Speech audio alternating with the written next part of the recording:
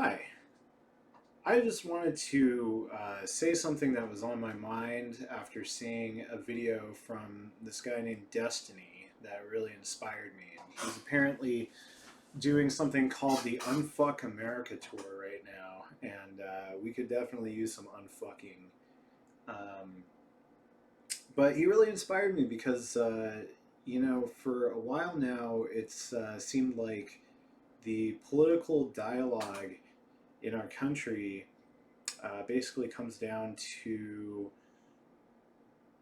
like some mix of like schoolyard bullying and just plain out propaganda and misinformation.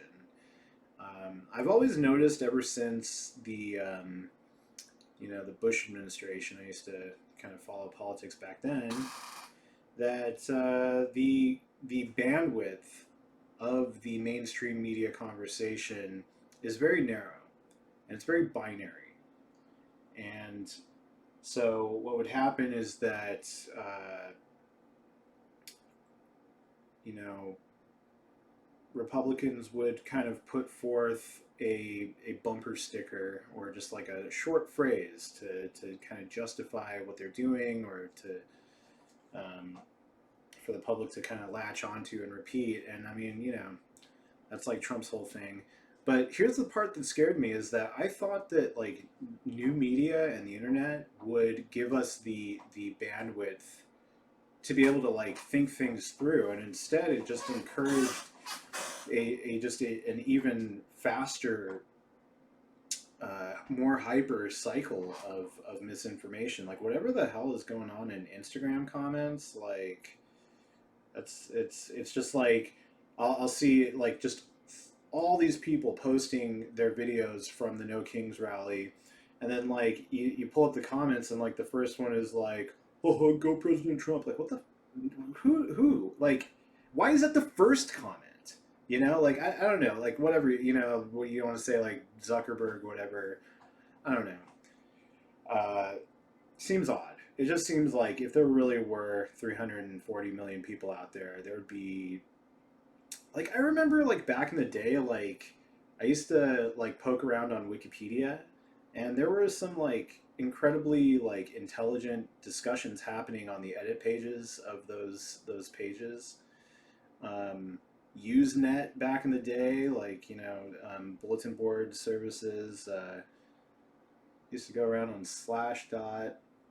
Um, but like I don't know, I guess Slashdot and Reddit are kind of repetitive. Like they seem like there's just the same kind of conversation happening over and over again on any given topic.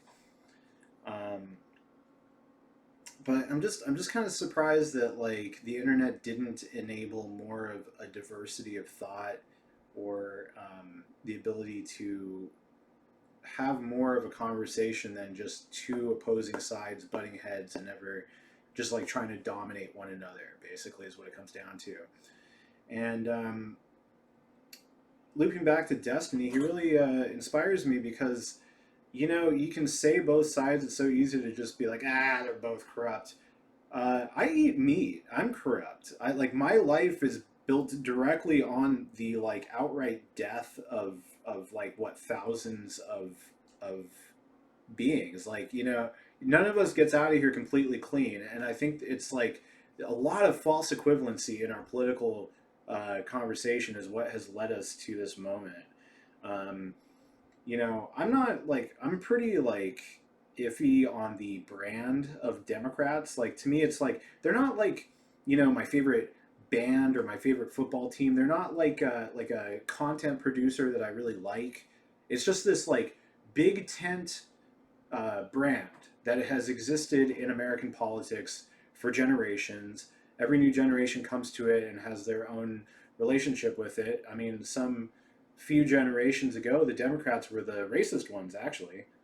So it changes. Like, these are not like consistent platforms over time. Like, I have not read the 1980 Democratic, platform, but I would imagine that like it would be pretty different from what I'm used to. I'm mostly used to like basically the first time I started paying attention to politics was Bush v. Gore in 2000.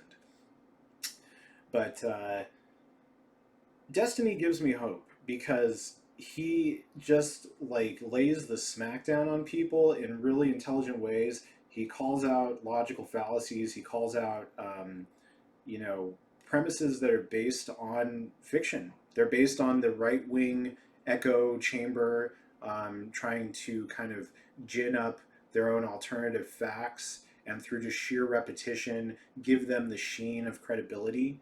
And you know, for a while there, in this wayward Trump era that we've been in, I thought that like, oh, like that's not a feature of reality that you can use facts to win an opinion or to win an argument. I was just like, oh, it's just like words are just ornamental, and all that's really happening is like just these like flesh robots just dominating each other. That's really where I got to in the past several years. It's just like, oh, like George R. R. Martin says, like words are wind, right? Like I don't know, but like just like literally like all that matters is that you just repeat something enough and you just create your own reality. And that's basically like where I just, oh, I guess that's, you know, and it might be easy to think that because like, you know, on some level everything that we do is like a construction. Like we construct our own societies and we define our own, um, you know, kind of like social conventions in that. And but like, you know, there may not be a one exact objective truth, but there are definitely more and less objective ones, you know. And so you know, there's also this like balkanization of our politics, or like this like division, the two sides, alternate realities, and you know, the idea that like we just have to be resigned to that, and there's no way to um, you know, bridge to the other side, or maybe the only way to bridge to the other side is to just be like, I just have to accept complete bullshit. I just have to, you made up lies. Like this dude just lost an election and just was like, no, they stole it. And I'm just going to try to will that into being by just repeating it a lot and never backing down. And so there's some non zero amount of people in the United States who are like, yeah, no, stop the steal. Fucking Biden stole it, blah, blah, blah.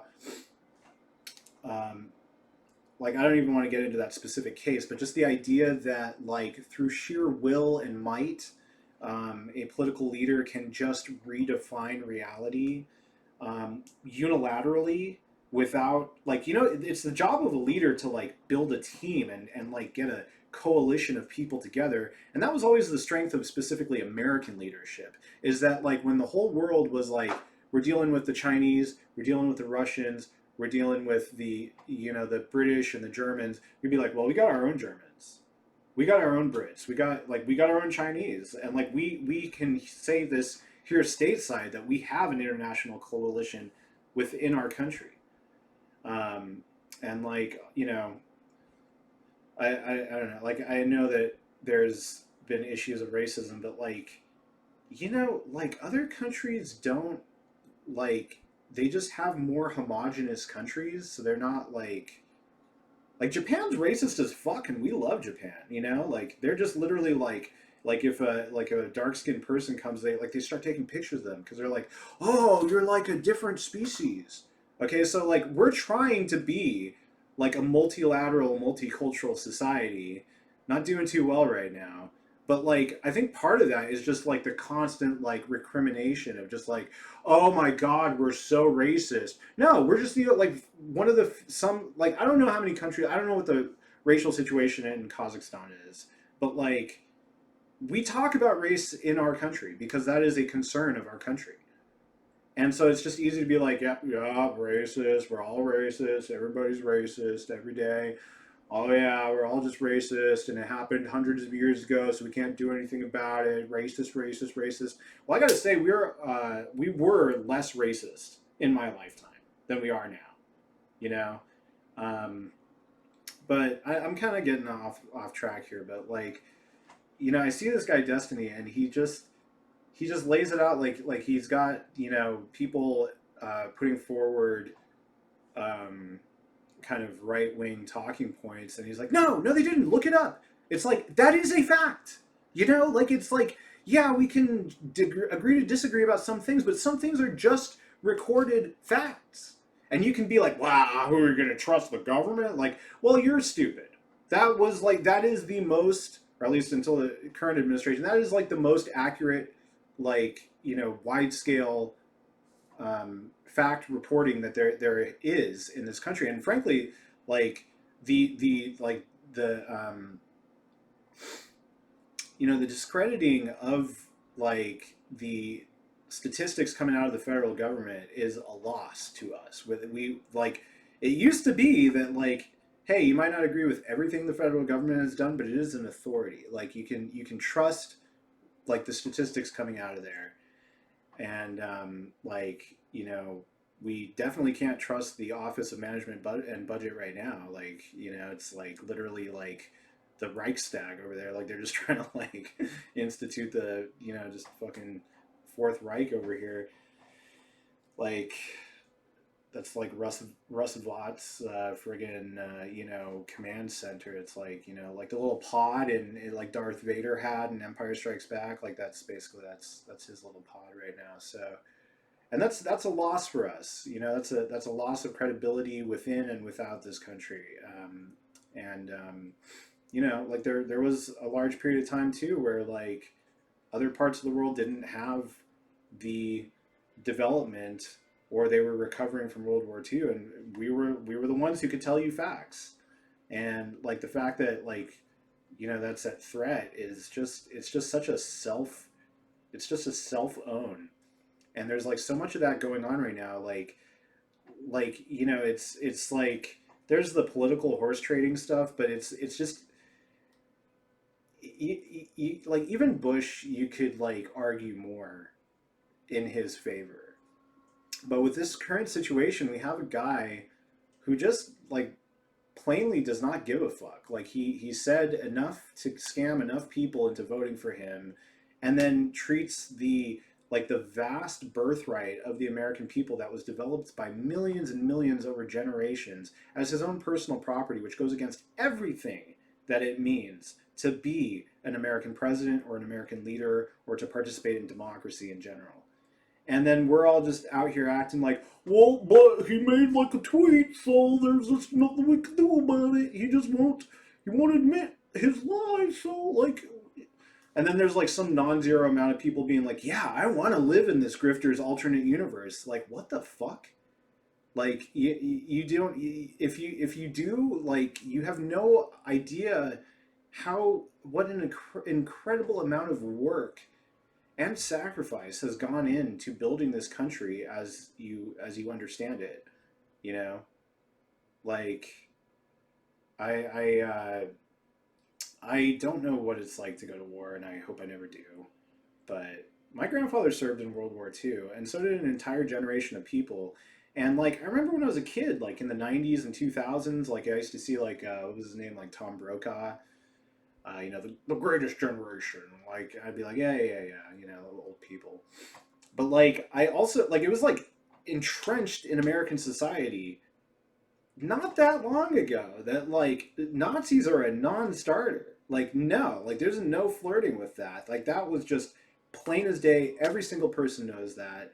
And I cannot believe that like the second the World War II generation died off, we're like, hey, maybe Nazis are fun. I'm no, I'm just you know just testing the waters. Like, go fuck yourself. Like, you are spitting in the face of everything that your forefathers fought and died for and sacrificed for and came back and worked hard to build in this country. You know, like there's been this pervasive thing in the kind of culture war that's happened since the '60s that you know the Republicans are like the right the you know they're the straight laced people, they're the clean cut people, and it's just these dirty hippies on the left who are sullying the United States and that are like bringing it down. They're unserious and they're shameful and they're drug addicts and they got their long hair and it's like that does not work anymore. Okay, like the left is the part of the political spectrum right now that is trying to respect the heritage of civil society in the United States right now, And the right is like, let's pretend we're building a Christian fascist country at the hands of the least Christian person possible. It's like whatever side of the American spectrum of like thoughts and beliefs that you live on, and it's a enormously diverse country, so there's a lot of them. You know, like it's not really just a left right divide. There's a lot of communities that make up the plurality that we know of as the United States and that make it so rich and vibrant as we know it. And like there are you know, like there are these pillars of like Christian thought, and then like, you know, a large amount of people and thinking and work that has gone into building a civil society, a secular society that is able to encompass all these different belief systems. And the current situation is just spitting in the face of every single part of that. Like if you're actually a Christian, if you're like an agnostic or an atheist, or you just believe in like a pluralistic society or like a secular society, or like even if you are religious but you still believe people should have freedom of religion, like behind freedom of speech, like that is our most core value, and it's the most defining value of the United States. I would say more so than guns. You know, it's the vast variety of like diversity of not skin color or DEI. And you know, fuck you. DEI is like what makes this country great, but like the diversity of like religious and spiritual thought and metaphysical thought in this country is a huge part of why this place is cool. And if you're just going to throw that in the trash, you're an idiot and you don't respect this place. You don't understand what this place is, you know? And it's just like so many people are like going based off of image. Like why like some asshole on Fox News who's getting paid $20 million a year and doesn't believe in anything, puts on a little suit and tie and he's got white skin so you think he's one of you. Like fuck you. That guy does not agree with what your grandfather believed in. I'll tell you that much. Okay? Like Jesse Waters is a creep. Tucker Carlson is a fucking creep. And worse, these people are like using free speech to sell out the intellectual honesty of what could be a healthy public sphere. And it's just like so unfortunate that like these people have such a megaphone. But for such a long time, I thought that like, well, you know, if somebody won't back down from an irrational argument, there's just nothing you could do.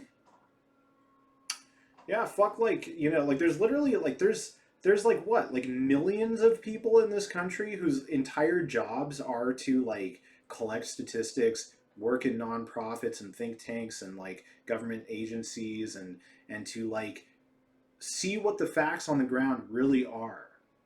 And like so much of the ingenuity of modern society comes from being like, oh hey, we thought that like, you know, the world was created in 6 days or 7 days, but did you know it's like 13.7 billion years old? Yeah, you can measure it. It's like plain science. Like this is not a controversial fact.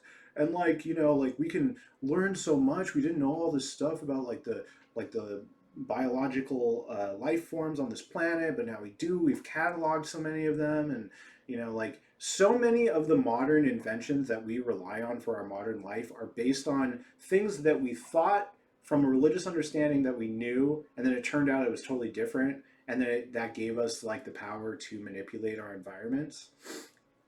So, you know, being like, well, that's all like dumb is stupid. If you're still going to Starbucks, like if you're still driving a car, then just like stop doing all of that. If you want to live the Handmaid's Tale, like move to Afghanistan or something. I don't know, but like we're not doing that here. And if you do that, you're taking something that's worth $1 million and then you're just crumpling it. You're just taking the Mona Lisa and then you're just crumpling it up and you're like erasing all the paint and you're like, well, it's still a piece of paper. No, you just ruined like 99.9% of the value of that thing. Okay? And like, just of all people, I'm not even gonna get into that. Like, I don't want to invoke the personage of this guy, but like, that's not really the point. You know, like there has always been this voice on the right my entire life, as long as I've been paying attention, where it's like Democrats are like, well, like we think it's just like it'd be cool if we just like all got along together. And also, what if we just use like solar panels and then there's just like the contrary, like, because like the idea that we're like dividing the political spectrum up in two sides. There's not two sides of every issue. Some issues have like a variety of alternatives. Other issues are settled fucking science or just logic or reason. Okay, and we did used to make decisions that way in this country at one point. But like there's just always been like like hey, solar panels are like a win-win-win. Like they don't harm the environment, they give basically free power, they don't require fuel, they can give us independence from creeps in the Middle East. And then there's just another voice on the other side of like, no, why? Well, could like I don't know, you said yes so I have to say no. This is like we are capable of a more like varied and intelligent political debate than that. You know, like it's like when people say Trump is a like a symptom of a disease. It's like it's there's a lot of things I would do to reform the political system in the government or in elections, but like it's the political culture that is broken.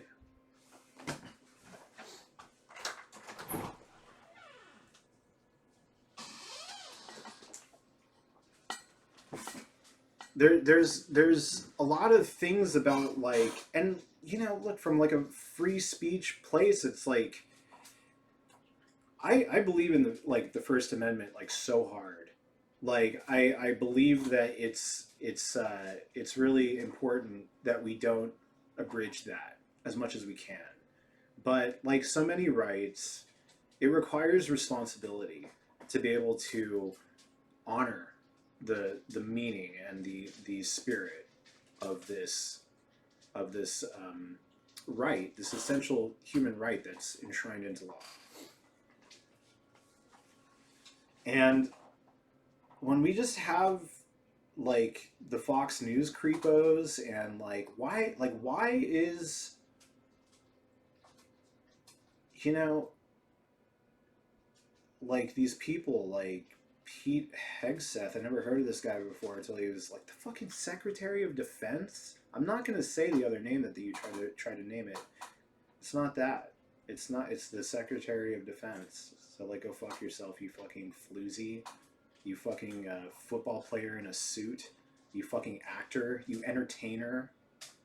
You don't get to fucking lead the greatest fighting force on the face of this earth. Um, why are these people involved in our political process at all? Like these are not responsible people. Like the people who should be like leading our government are the like intelligent people you see at the library or social workers or teachers or like health professionals. Like the fact that Anthony Fauci faced even one shred of blowback politically is a stain on our. That's a shame because that guy is a consummate professional. He gave his life to medicine and to the healing of other people, and he did significant work to deal with the AIDS crisis that President Reagan tried to sweep under the rug. Like that is a like I'm very shades of gray. I'm not a perfect person by a long shot. That guy was a really great person. He lived a really good life. You know, he is an admirable person that we should all look up to. And the fact that he took even one shred of shit from that gross ass grifter Trump or any of his lackeys is a shame on our country. Okay, he was trying to help, and he did a good job. In a stupid situation. Those are the people who should be advising and in positions of power in our society. And I am just so sick and tired of the idea that we just have to accept, well, like I have to take Joe Rogan's fucking inner mind state seriously. Like, go fuck yourself. I don't give a fuck what like a comedian thinks about politics. I don't care. Like if you were valuable, you would have been valuable already, and you brought us here. So like I don't care about comedians' opinions on politics anymore. apparently you can find any flavor of it that you wish to brainwash yourself with. So, you know, I'm also not listening to like a lot of liberal comedians on politics. Like I remember back in the Bush era, I watched Jon Stewart and David Cross had some like liberal, some explicitly liberal comedy, and you know, then in the first Trump era, I got into. I just watched like Seth Meyers every night to be. You could do worse, but after a while, I kind of realized, like, wait a minute. The whole kernel of a Daily Show segment is like, hey, look at this thing that Fox News did. And it's like, I can hear about what Republicans are doing and what Democrats are doing without looping fucking Fox News into it at all. And I very much want to do that. I want to marginalize Fox News and worse, like Newsmax and all this shit, as much as humanly possible, because those are not valid uh, perspectives. I can't outlaw them. That's not what I'm saying. But I can vote with my attention and say fuck that. Okay.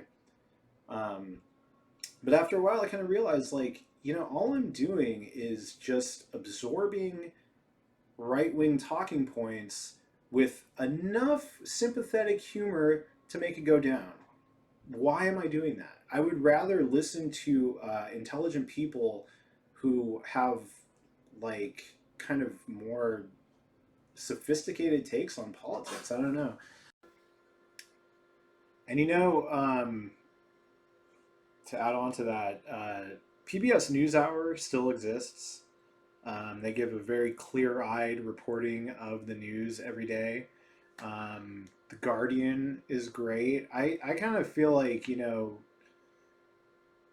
uh, kind of like, I wish I could just pay like $5 or $10 a month, and we could, all of us who care about like independent media, could just pool our money together and like fund a real, um, newsroom that is willing to like report and try to hold power to account, which is explicitly what the mission of the Guardian is. For instance, they're very much like pro democracy, um, you know, and they don't take any kind of corporate funding, and you can sign up to, you can subscribe to them, but they're also for free, and